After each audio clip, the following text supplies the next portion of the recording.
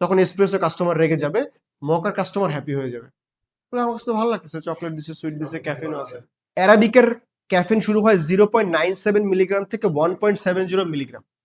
Robusta এইখান থেকে start করে 1.70 থেকে 400 মিলিগ্রাম পর্যন্ত ক্যাফেন থাকে রোবস্তাতে। ঠিক আছে, এখন আমার কাছে নেই অ্যারাবিকা, আমার কাছে নেই রোবস্তা, আমার কাছে আছে শুধুমাত্র কাস্টম ব্লেন্ড, যেটা বাংলাদেশের প্রেক্ষাপটে। দেখেন যে এখানে যদি আমি 50% রোবস্তা দেই, আবার 50% অ্যারাবিকা দেই, তাহলে হচ্ছে ক্যাফেন হাই হয়ে যাবে, ক্যাফেন হাই হয়ে যাবে।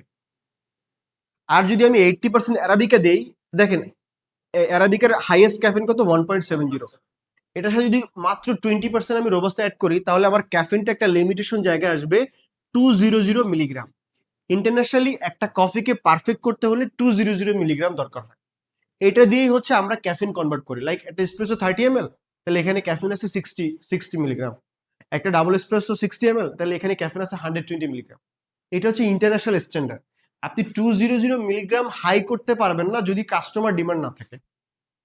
যদি এখন তাবাক যে বলে, তাবাকের মালিক নর্থেনকে যে যদি বলে ভাই আমার এই কফিটাকে 2.500 মিলিগ্রাম ক্যাফিন বাড়ায় দেন, তাহলে নর্থেন্ডের লাভ, রোবস্তা বেশি দিলে তাদের প্রাইস মানে প্রফিট বেশি।